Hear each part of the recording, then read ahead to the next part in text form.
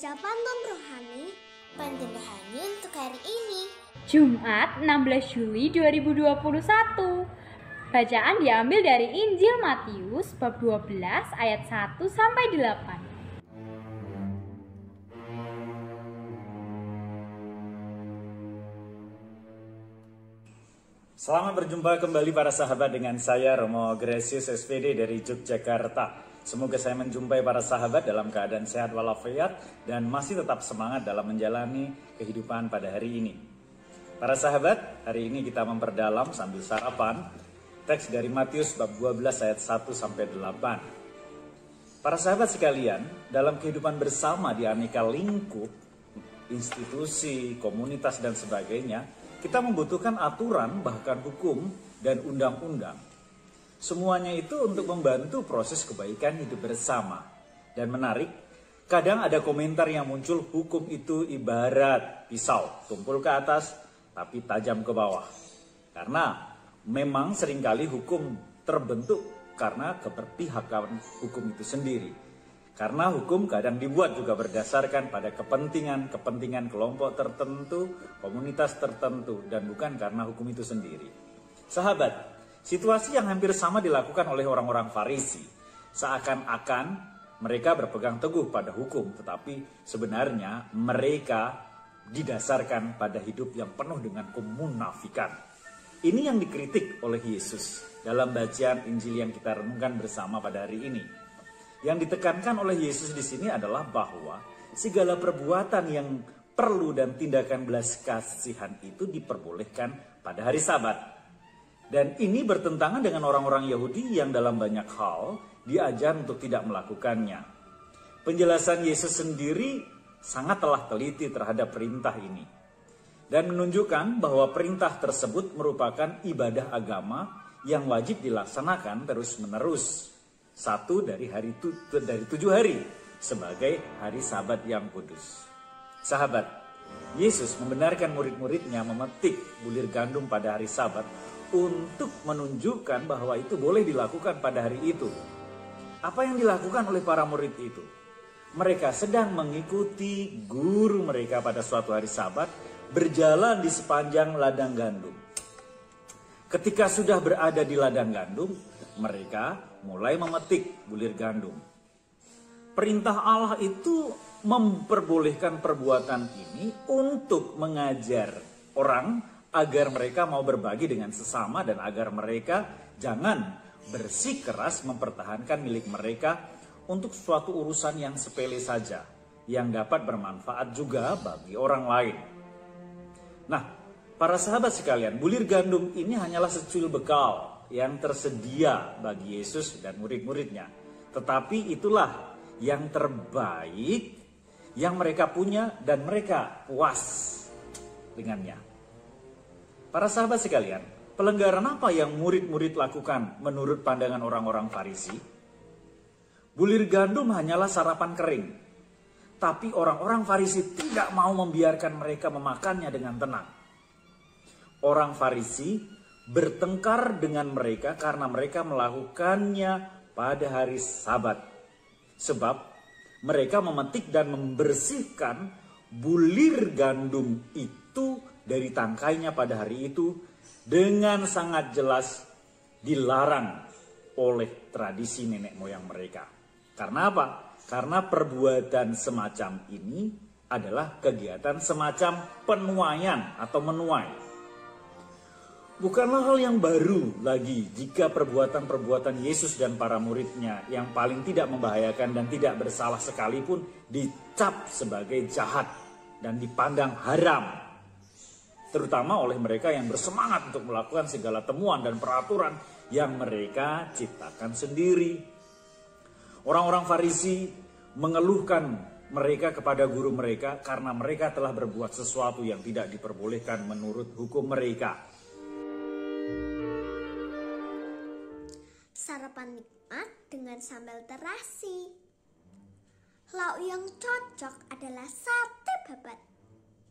Yesus sering diserang kaum Farisi terkait aturan tentang hari Sabat. Apa jawaban Yesus terhadap celaan orang-orang Farisi ini, sahabat? Murid-murid tidak bisa berkata-kata banyak untuk membela diri mereka. Terutama karena orang-orang yang berselisih dengan mereka tampaknya menjalankan perintah untuk menguduskan hari Sabat dengan sedemikian ketat sehingga lebih aman untuk mengaku salah saja. Tapi Kristus datang untuk membebaskan para pengikutnya bukan hanya dari kebusukan-kebusukan orang-orang Farisi saja, tetapi juga dari segala kewajiban yang tidak alkitabiah. Oleh karena itu, ia mempunyai sesuatu untuk dikatakan bagi mereka dan ia membenarkan apa yang mereka lakukan. Meskipun perbuatan mereka itu merupakan suatu pelanggaran terhadap ketetapan hukum. Sahabat, Yesus membenarkan mereka dengan menyebutkan peristiwa-peristiwa masa lalu yang dipandang baik oleh orang-orang Farisi itu sendiri. Yesus memberikan bukti mengenai sebuah contoh sehari-hari dari para imam yang juga bisa mereka baca dalam kitab Taurat dan yang menurut kitab Taurat biasa dilakukan oleh para imam secara terus-menerus. Imam-imam di dalam bait Allah banyak melakukan pekerjaan yang hina pada hari Sabat, ya. Seperti menyembelih, menguliti, membakar binatang-binatang persembahan. Yang dilakukan oleh orang biasa akan dianggap menajiskan hari Sabat. Tapi hal ini tidak pernah dianggap sesuatu yang melanggar terhadap perintah Allah jika orang Farisi itu melakukannya. Yesus membenarkan tindakan-tindakan murid-muridnya dan mengajukan 3 alasan yang sangat-sangat kokoh. Yang pertama, di sini ada yang melebihi bait Allah. Jika ibadah dalam bait Allah membenarkan apa yang dilakukan oleh para imam dalam melayani, maka ibadah terhadap Kristus akan terlebih lagi membenarkan para murid-murid dalam apa yang mereka lakukan dalam mengikutinya. Orang-orang Yahudi sangat memuja bait Allah. Tempat itu menguduskan emas di dalamnya. Tetapi Kristus, walaupun berada di ladang gandum, dia melebihi bait Allah. Karena di dalam dia hadirat Allah itu tidak diam secara kiasan, tetapi seluruh kepenuhannya kealahan secara jasmania. Yang kedua, yang kukehendaki ialah belas kasihan dan bukan persembahan. Jalanan padat haruslah perlahan, sebab banyak yang tak pakai aturan. Aku tak menghendaki persembahan, akan tetapi belas kasihan. Kewajiban-kewajiban upacara harus mengalah terhadap hukum moral, hukum alam, dan hukum kerajaan yang berlandaskan belas kasihan atau berlandaskan kasih. Juga perlindungan diri harus lebih diutamakan daripada pelaksanaan ibadah-ibadah ritual. Dan yang ketiga, anak manusia adalah Tuhan atas hari Sabat. Kristus di sini menetapkan bahwa perbuatan-perbuatan yang diperlukan, yang memang benar-benar diperlukan dan tidak dibuat-buat, boleh dilakukan pada hari Sabat. Penjelasan terhadap hukum ini dengan jelas menunjukkan bahwa hal ini berlaku untuk selama-lamanya. Naik pesawat ke Malaysia, tujuannya untuk membeli obat. Karena anak manusia adalah Tuhan atas hari Sabat. Sahabat, bahasa Latin ada kalimat indah untuk menunjukkan ini. Exceptio firmat regulam. Pengecualian membenarkan peraturan. Dari sini Yesus menyimpulkan suatu kebenaran yang tampak sangat masuk akal dan sangat baik sifatnya, bahkan pada waktu pertama kali kita mendengarnya, yaitu bahwa berbuat baik pada hari Sabat itu boleh.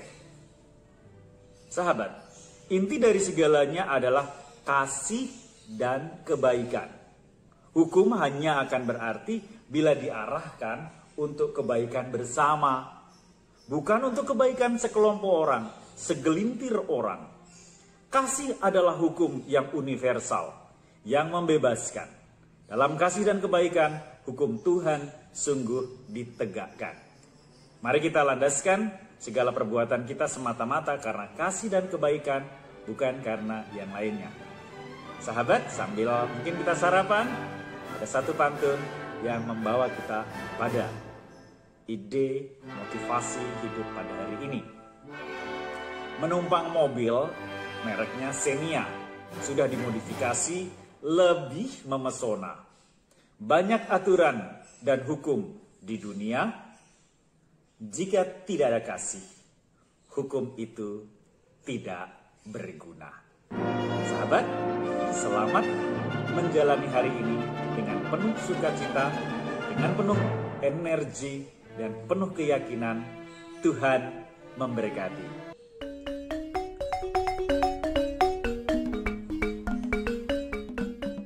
Et benedictio Dei omnipotentis, Patris, et Filii, et Spiritus Sancti, descenda super vos, et maneat semper.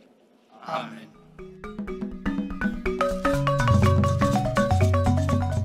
Semangat pagi! Selamat menempatkan kasih sebagai dasar menegakkan aturan. Salam seroja, sehat rohani dan jasmani. Berkah dalam. Berkah dalam. Terima kasih, berkah dalam.